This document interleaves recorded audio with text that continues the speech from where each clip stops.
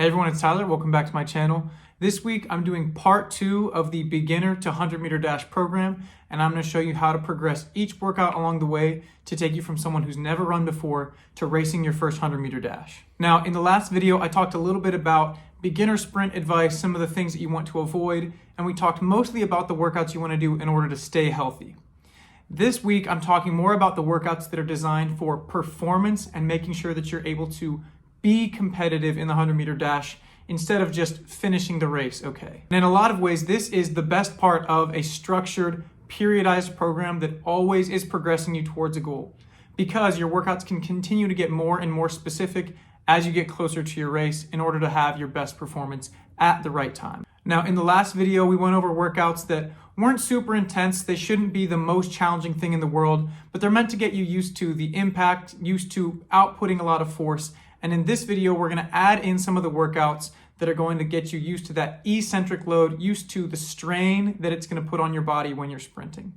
And so the workouts in this video are going to be a lot more specific to the 100-meter dash. These aren't your most specific peak workouts, but you can see very clearly how you're training the traits that are necessary for the 100-meter dash. So our longer workouts are going to be a little bit shorter and a little bit faster, and your fast workouts are going to stay pretty fast and even get a little bit faster. And this is also the part of the program where you're really going to want to make sure you're tracking the times for each rep during your workouts. And the reason for this is just so that you can see your progress from week to week, and you can have an idea of whether or not you're running at the right intensity. And the most important workout is going to be workout number 1. This workout is 3 sets of 15-meter flies at 90 to 95%. Now, obviously, this workout is very similar to workout number 3 from the last video, but now it's the first session of the week because this is the premier, best, most important workout of this program. And this is because it's training your max speed, and this is really what the second phase is all about. We want to start adding in some of that eccentric load, and top speed mechanics is really where you're going to test that characteristic. And if you watched the last video, we talked about progressing from week to week throughout the first phase. In the second phase, you're going to continue to do that. So the first week, you might run it at 90%. And then in the second week, if you're still feeling comfortable, you're continuing to get faster, you might run it closer to 95% effort and see if you can run it faster than last week. And this is where timing reps really becomes important. If you time every single rep, and you can do this as easily as setting up your 2 cones 15 meters apart and recording on your phone, when you trim down the video, it's going to give you a really good view of how long it took you to run that 15-meter fly, and you can compare it from week to week, and hopefully you'll continue to get faster each week of the program. And you might wonder why we moved this workout from workout number 3 all the way to workout number 1. We want to be the most fresh for this workout because this is going to be your highest output session of the phase. And because it takes such a high level of output when you're working on your top speed mechanics, you really have to bring a level of focus to each rep. You're probably only running for about 6 to 10 seconds for each one of these flies, so it's important that you bring a really high level of focus for each one of these reps and give yourself a very long rest in order to get some good recovery between reps. The other thing with this phase of the program is that we're continuing to build in more and more strain on the body. Top end speed is much more fatiguing and much more strain on the body than anything else that we do. So specifically with this workout, you really want to make sure that you're listening to your body, especially during your warm-up. If you're noticing that your hamstring's not feeling quite right, you're having a tight calf, go ahead and push this workout back by another day and just move every workout 1 day back to counteract that. Again, we talked about it in the last video, but you always want to make sure that you're staying healthy and that you're able to stack the basics over and over. And if you end up getting hurt because you're too impatient on a random Tuesday or on a random Monday, that's going to seriously hold you back as compared to taking 1 day and just moving everything back. After that workout, you're going to give yourself about 48 hours of recovery. So that should be an entire day off and then come back the next day. You're going to run workout number 2. This workout is going to be 4 reps of 180 meters at about 80 to 85%. Now this workout also is going to look pretty familiar. It's similar to workout number 1 from the last phase, but instead of 200, it's about 180, and it's a little bit faster, and there's not as many reps. So again, we're bringing down the volume. It's getting a little bit more intense, but that's okay because you don't have to do as many of them, so you'll have a little bit less strain on the body. And again, this isn't an all-out, disgustingly hard effort where you're puking at the end, but you do want to work on some of those endurance qualities. You might start to burn a little bit. You're going to be out of breath. You're going to have maybe a stitch in your side. That's okay to have during this workout, but these shouldn't be all out as hard as you can go, race pace 180-meter dashes. The biggest focus is that you get out and do a little bit working on those endurance characteristics, working on holding your form, working on your breathing, making sure that you're running smooth and under control.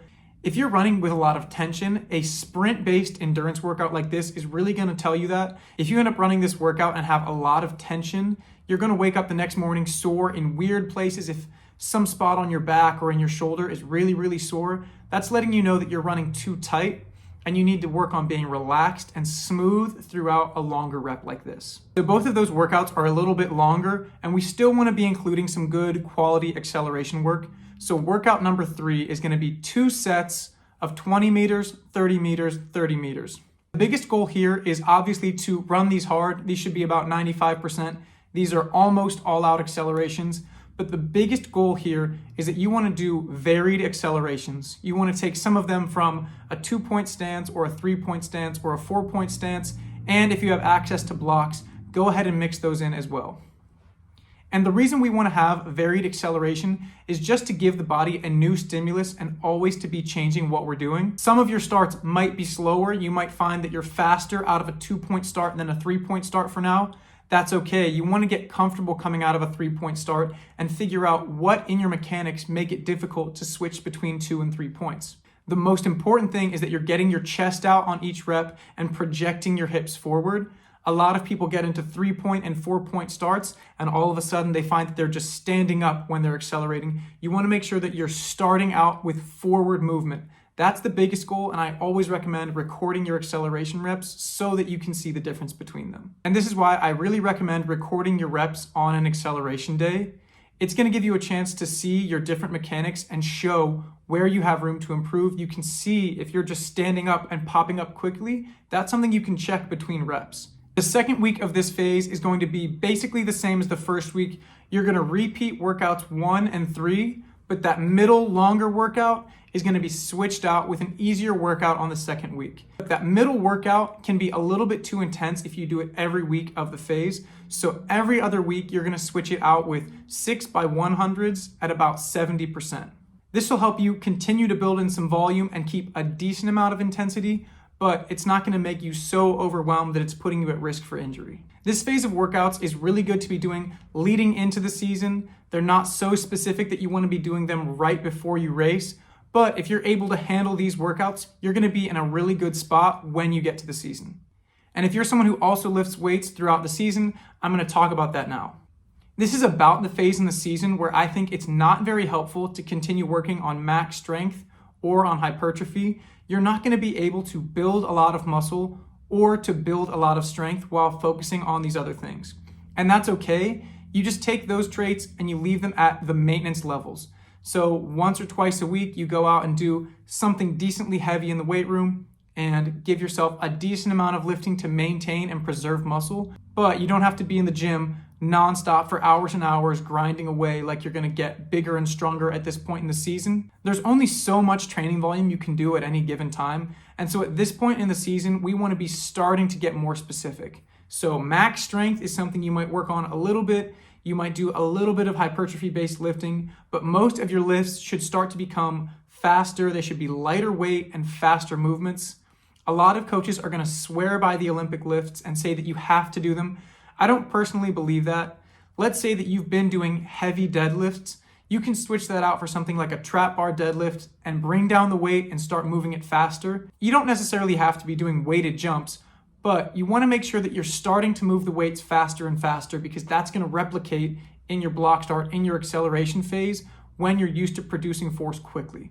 This is also the phase where you're really going to want to add in some plyometrics if you haven't been doing so already. You want to have something that is reactive, that you're landing, absorbing force, and then jumping out of that. This is really important for being able to handle a lot of force at one moment, which is something that happens on each contact phase of your sprinting. As always, thank you for watching. If you like this video, leave a like and subscribe. I have tons more content like this. And if you have any questions, go ahead and leave them in the comments and I'll try and answer them as best as I can. Father, I'm home again.